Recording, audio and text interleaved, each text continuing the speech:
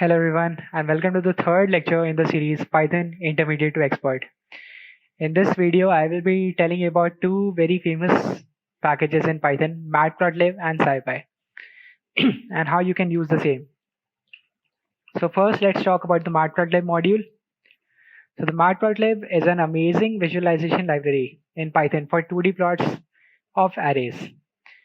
Matplotlib is multi-platform data visualization library built for NumPy arrays and designed to work with the broader SciPy stack as well. One of the greatest benefits of visualization is that it allows us visual access to the huge amounts of data in easily digestible visuals. So using Matplotlib, we can make several plots like line plots, bar plots, scatter plots, histograms, etc. So in order to install Matplotlib, it's not as simple as pip install Matplotlib. You'll have to issue this command from your terminal: Python space -m pip space install -U matplotlib. And if you want to import, so import space matplotlib.pyplot as PLT. So PLT again is a famous alias for matplotlib, and you will see this used in most other places. Okay, so now let's talk about how to actually create the plots. I have written the code here on the Atom text editor. So here from matplotlib, import pyplot as PLT. You can also write this as this, but never mind.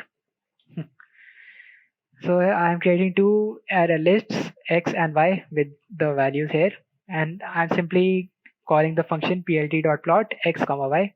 And lastly, if you want to display your plot, you will have to use the plt.show function. Okay, so now let's see if it works. So yes, as you can see, I've got this plot as output. Thus it works. Moving on, bar graphs.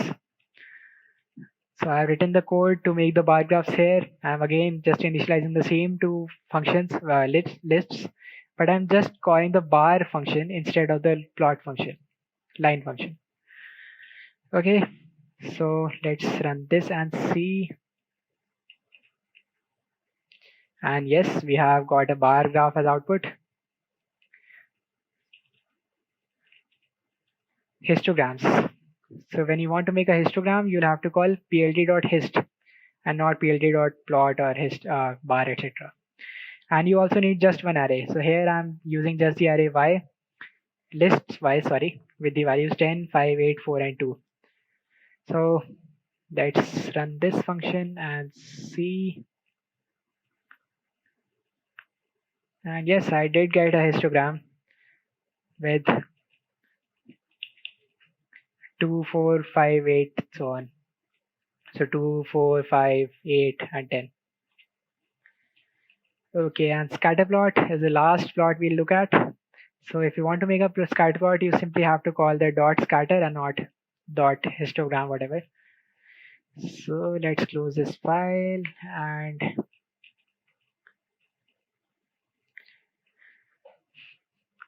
so yes, since we only had 5 points, this is a small scatter plot, but if you can imagine if you had hundreds or thousands of points, it would be a much denser scatter plot. Okay, so now let's come to the SciPy module, which is the main part of this lecture.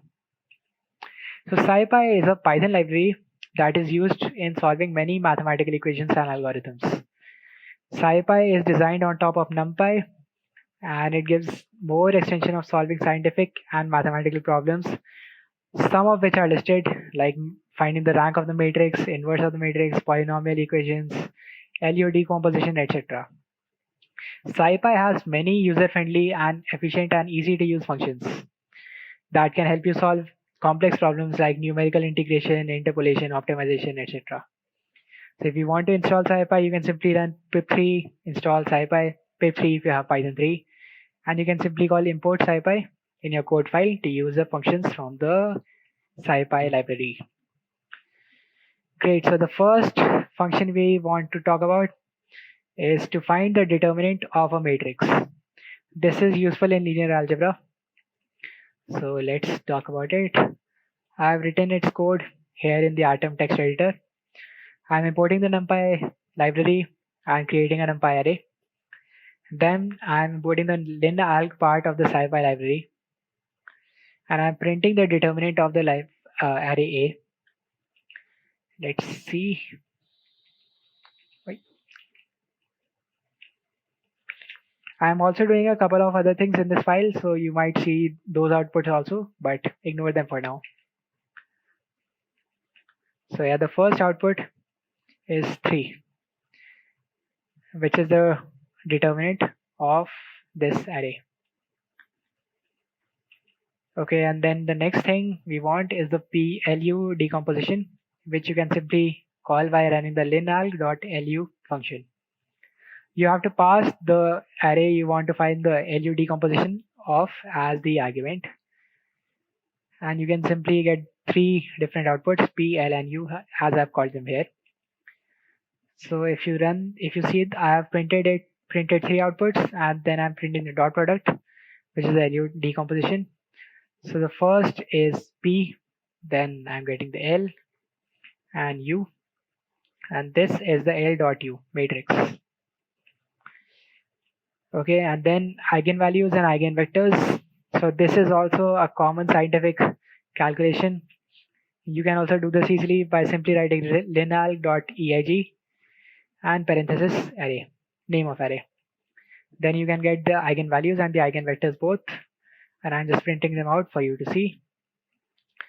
So as you can see, this is the list of the eigenvalues, and here are the eigenvectors. Okay, and if you want to solve a system of linear equations, so if you have an array, a 2D array with 3 rows with this one element each, 2, 3, and 5, then you can simply call the linalg.solve with the earlier array to get the solution of the linear equations. Here the solution is 2, 3, 5, which is the same array which we defined, and the solution S is negative minus 2.33, negative positive 3.66, and negative 1. Okay, so I hope you were able to see that the SciPy library is very useful when dealing with linear algebra. But it is not just useful for linear algebra. So if you talk about sparse linear algebra, you will see that SciPy has some routines for computing sparse and potentially very large matrices. The necessary tools are in the submodule scipy.sparse.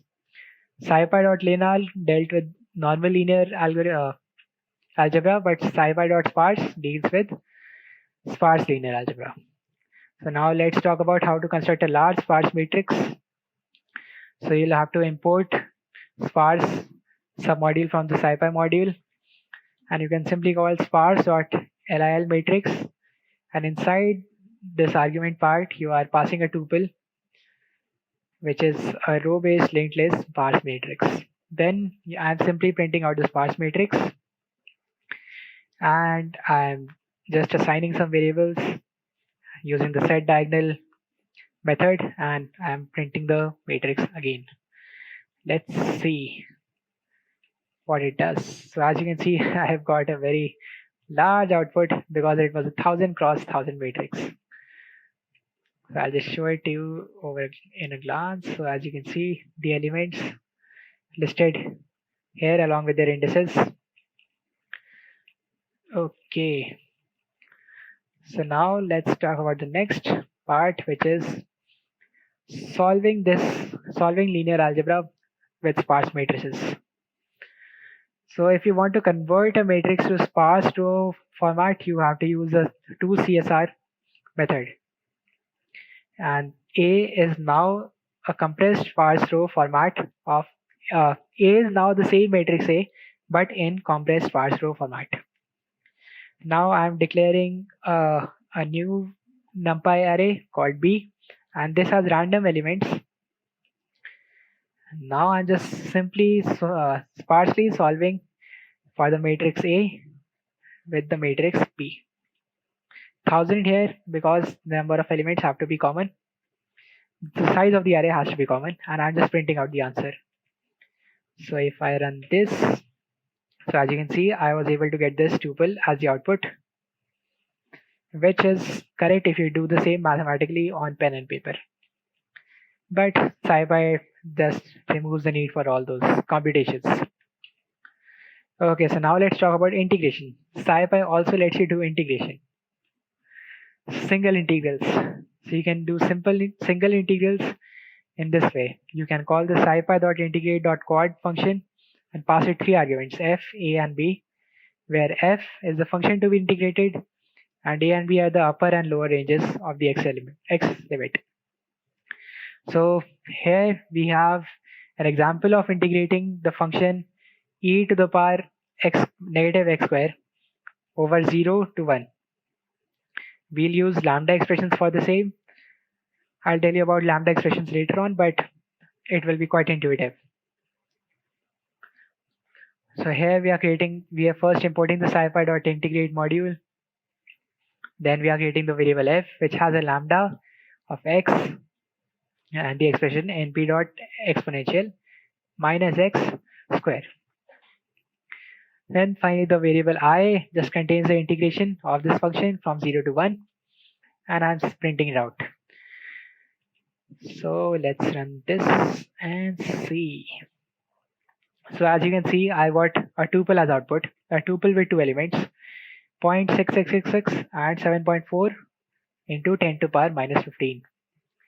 So this has two values because the first is actually the result, the value of integral, and the second is the probable error. So the error is only 10 to the power minus 15. E minus 15 is Python's way of writing 10 to the power minus 15. And this is a very small error. Okay, now let's talk about double integrals. So you can use double integrals by calling the scipy.integrate.dblquad function, and you'll have to give it 5 arguments. The first three are the same. F is the function to be integrated and a and b are the lower and upper ranges for the x limit. Now g and h are the lower and upper limit for the y limit. Because it's a double integral, so you have two variables involved. So here we are integrating the function x into y square over x ranging from 0 to 2 and y ranging from 0 to 1. Okay. So if you see this, I'm again using a lambda expression here. I'm first of all importing the scipy.integrate pack module. Then f is a lambda expression y comma x with the expression as x into y square. Then I'm simply calling the scipy.integrate.dbl quad function with five arguments, f 0 to 0 and 2, which are the x limits, and lambda x 0 and lambda x 1, which are the y limits. And just I'm printing the output. So let's run it and see what we get. Oh.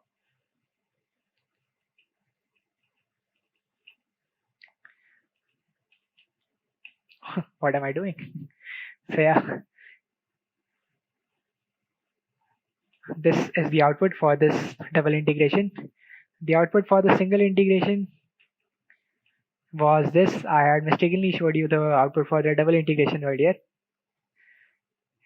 So as you can see, they are very similar with 10 to the power minus 15 error in both, which is quite negligible. Okay, and that's all I had for you regarding the Matplotlib and SciPy modules. And I'll see you in the next lecture where we'll talk about the lambda expressions and list comprehension. Okay, bye.